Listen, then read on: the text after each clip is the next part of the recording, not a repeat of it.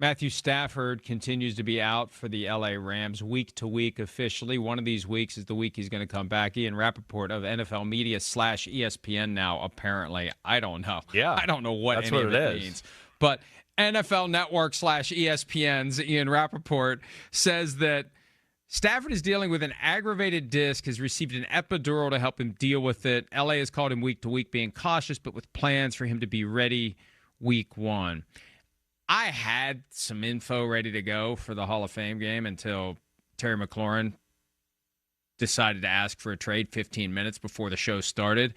And this isn't inconsistent with what I'd heard. Yeah. And I've been trying to hint here without, because I specifically harvested that information for the pregame show. And when I didn't use it, when it didn't get used there, it's like, okay, we'll wait for an appropriate time. But they're hoping, I think, to see him soon, to give him a month, 4 weeks, thereabouts, to get ready to face the Texans to start the season. And the other day, Sean McVay kind of tipped that. Okay, they've got joint practice with the Cowboys. No, he's not going to be ready for that on August 5. Joint practice with the Chargers on the 13th. Maybe he'll be ready for that. Right. So I think we could see him. We could see him soon. You got to let that back settle down. But I think we could see him soon. Yeah, we talked about it right on Monday, and it's one of those you don't want to mess with. You don't want to mess with it. The back is not one of those things you go, well, it's 95%. Let me go out there and play.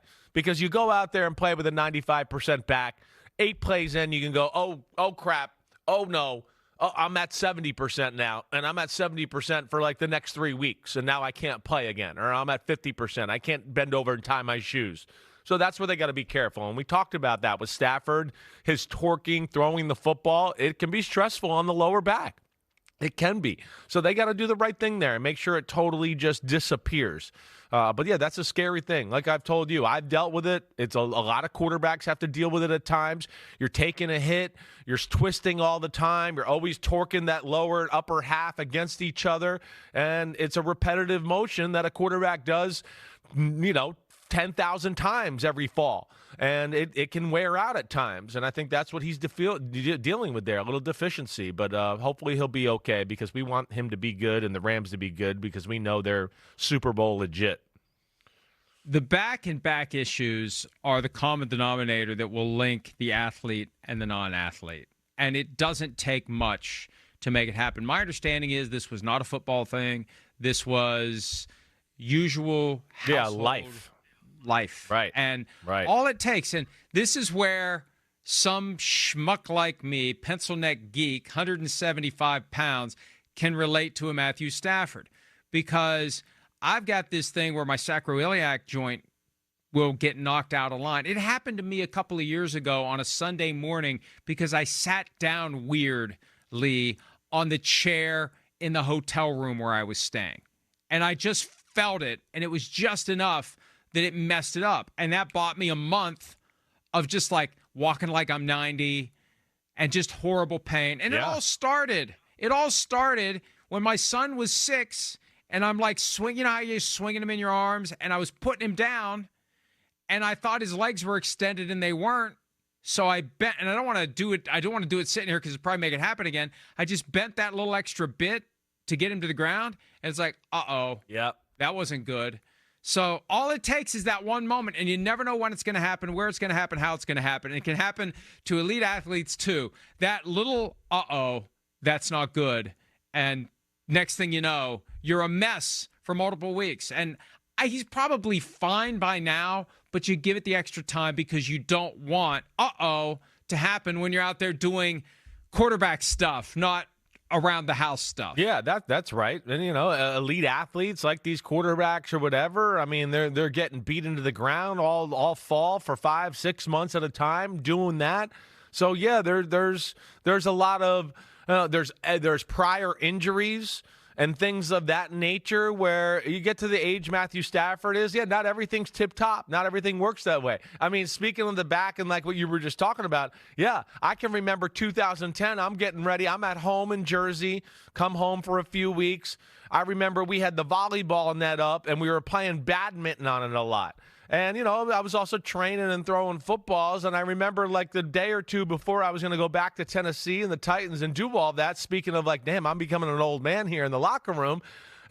Go down, get low a few times for the badminton playing in the backyard. I can remember waking up the next morning going, uh-oh, like I'm in trouble. My back's really bothering me. And I was going to have training camp in like 3 or 4 days. And I got to training camp, and yeah, I fought through it. But because of some prior injuries, my loss of my spleen, my core issues, all of that, it would aggravate every now and then. And, when you've taken the beating that Matthew Stafford has throughout his career, little things like that pop up from time to time. But I think you and I both have the confidence that he'll be okay. I hope that when Matthew Stafford retires, he writes a book and he devotes one chapter to every injury he's ever had. It could be the longest chapter in any book ever written, because I think he's had things that no one knows about. Yes. Hasn't told the team about, hasn't told his wife about, hasn't told anyone about. He is the type, and I'm praising him here. This is not criticism. He is the type to just shut his mouth and go about his business. Right. And hey, we've all got something that hurts. We've all got something that's affecting us and keeping us from being 100%. We can either whine about it or we can just keep going. And his attitude has always been just keep going. And he'll find a way to show up and play week 1, and he'll be ready to go. And it takes a lot to keep Matthew Stafford out of the game. The first day I was ever at NBC in the viewing room, November of 2009, that was the day he was a rookie. It was Lions-Browns, and he had something, collarbone, something. They tried to keep him out of the game, and he went back in and threw the game-winning touchdown. I remember that, yeah. And it was just one of those moments, like, holy crap, but he's always been that guy. And I feel bad for him, but I shouldn't, because he's had a Hall of Fame career. He's made a ton of money. He just hasn't really gotten the appreciation he should, because he spent all those years on crappy teams in Detroit. Exactly right. It's where it's like everybody's got to like realize that. This is where sometimes, I take heat in separating, hey, this quarterback's better than you think. Stop looking at the results of the team. He can't do everything. You can't be a Super Bowl winning quarterback or a playoff winning quarterback when, you can't run the ball. We can't protect it. We can't protect. Our defense always stinks. I don't care who you are. That doesn't mesh. And he carried that team to be respectable or competitive, and yet it worked against him in a lot of ways, because they'd go 8-8 and they'd go, that Matthew Stafford couldn't get in the playoffs again. And you want to be like, well, if it wasn't Matthew Stafford at quarterback, they're 4-12. They're 3-13. What are you talking about? So he is extremely talented, and then, like you said, he still doesn't get enough credit for what he did in that Super Bowl year. First year with a team that's got their stuff together.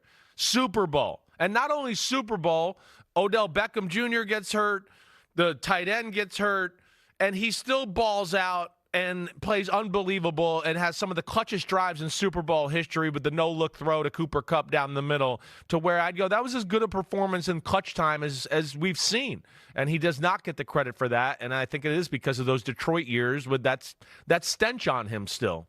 Hi, it's Mike Florio. Thanks for watching PFT on YouTube. Hit subscribe for the latest news and analysis from Pro Football Talk.